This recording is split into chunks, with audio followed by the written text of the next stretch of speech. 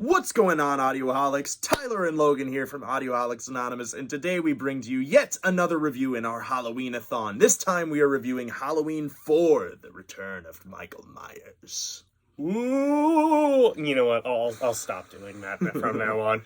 Yes, as he said, this is an ongoing series where we take a look at all of the Halloween movies in the month of October leading up to the release of the new Halloween movie, Halloween Kills. Have I said Halloween enough? Halloweeny.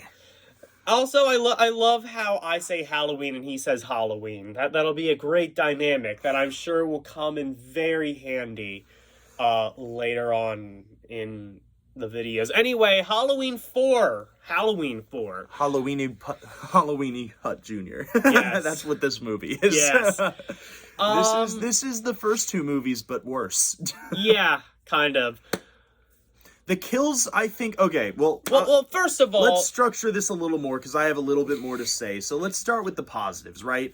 So it does go back to... Michael Myers. He's here. Yay. So John Carpenter, I believe by this point, has virtually nothing to do with these movies. Yeah, pretty much. And... it shows. It shows, but the positive to that is at least they are going back to the original formula, and they know what works, and Michael Myers works. He's a badass. He's a tried and true horror legend, and he makes his return in Halloween for all the little boys and girls to gawk at. I will get to that in the negative section. But for now, let's talk about the things that I liked about the movie and the things that you probably didn't, you big fucking negative hater.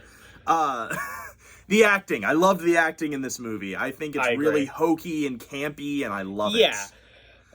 Jamie's actor, Danielle Harris, I think is actually unironically really good, and I like her in pretty much everything she's in. So I really enjoy Danielle Harris in the movie. Obviously, Donald Pleasence is the best part of every project he's in. He is a legend. I love Donald Pleasence. I agree. Especially in this movie, he really carries it. You could make that argument for every movie up to this point, but apart from three that he wasn't in, but you know, like this movie especially, I think he's just, you know, he's like Ralph from Friday the 13th. You know, he's sort of like I don't know how much of a purpose he has. Do they really need him in the movie? I don't know, but I mean, he's there, he adds some camp value, and he's just a fun person to have, you know? Yeah, so, I also really enjoyed the kills. I think the kills in this movie are absolutely brutal. Yeah. And the effects are really good. So that's about all I have to say about positives. There are some good kills. But that does transfer a bit into the negatives. So while the kills are better in this movie, it's less Michael Myers-y. So yeah, Michael Myers himself is a disappointment. Yeah. So over the course of the Halloween movies so far, we've strayed further and further away from the original Halloween. Mm-hmm. In Halloween, Michael Myers is not any kind of supernatural, you know, person. He's just a random guy who snapped one day and decided to kill some people. We didn't even know that he was related to Laurie at this point. You know, he's just some random guy who snapped one day, and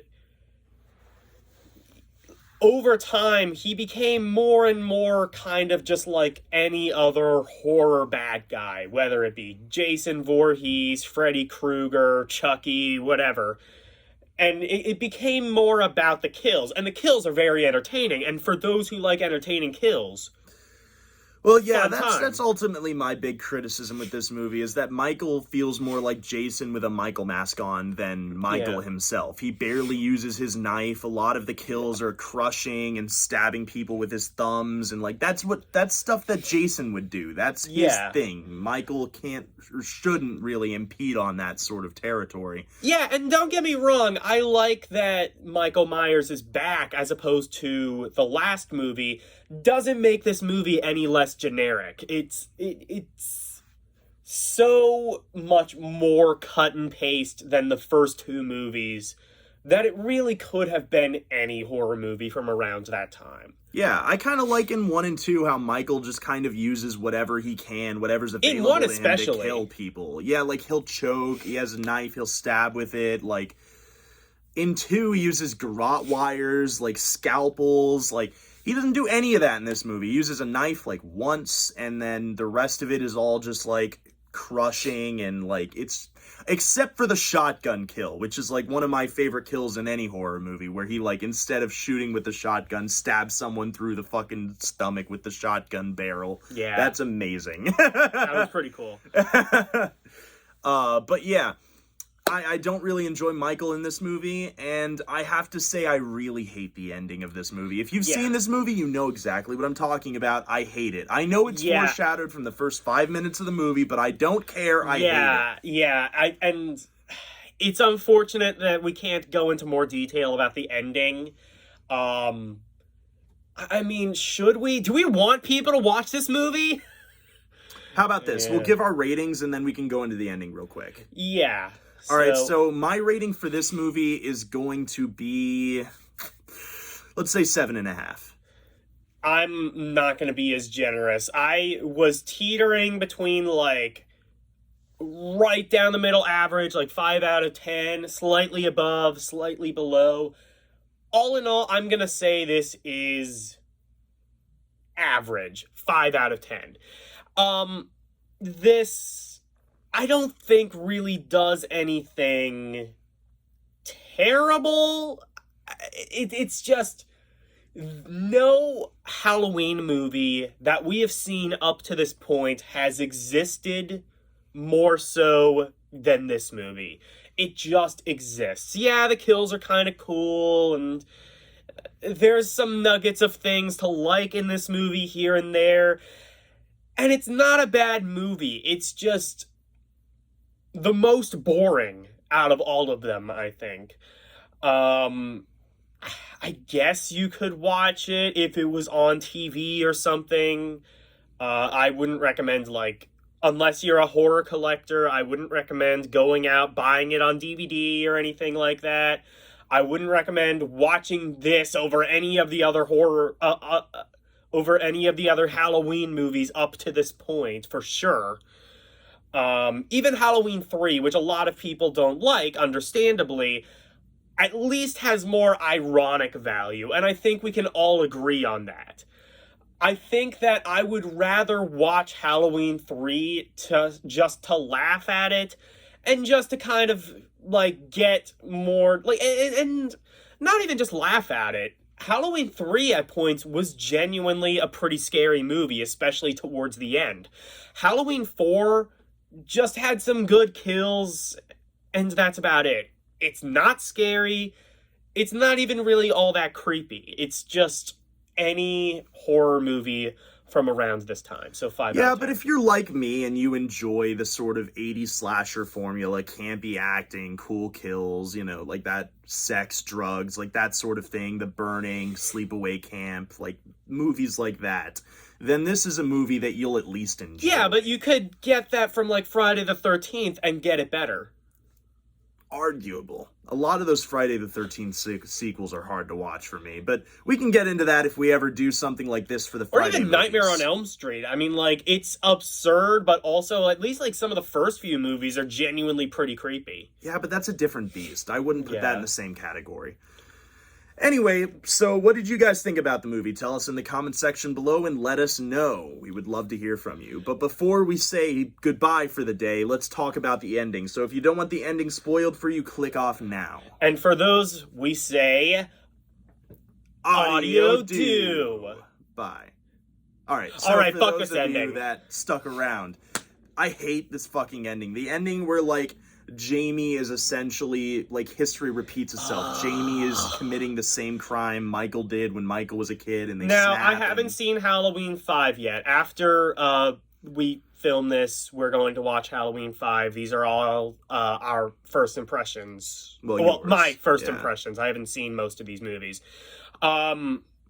He says that they delve a little bit they more expand upon it a bit. in Halloween 5. I fucking hope so, because There's, like, in this movie, it's very strongly implied that there's some sort of connection between Jamie and Michael. And so, like, to some extent, she's not herself. And they explain that a little bit more in 5. But yeah. Also, like, just kind of an off note, the whole thing with Jamie getting attacked by Michael in the beginning of the movie makes no fucking sense chronologically, and I hate it. Yeah, so, But Tyler, I must ask, do they go in the route that Jamie actually has The Shining and then do a crossover with a much better movie? afraid not. Okay, fuck Halloween 5 then, preemptively.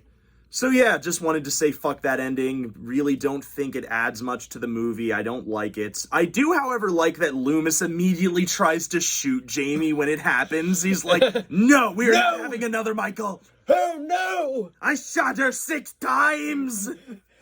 I shot her 14,815 times! I think my impression of Loomis is getting better as these videos go on. We've, like, made a joke about that one moment every time, and that will just be... I'm just gonna, like, fart out some random absurd number of times that Michael Myers was shot when he was only shot 7 times. Actually, dude, it was 6. Wait. All right. Well, I don't remember anymore. It's been so. All right, guys.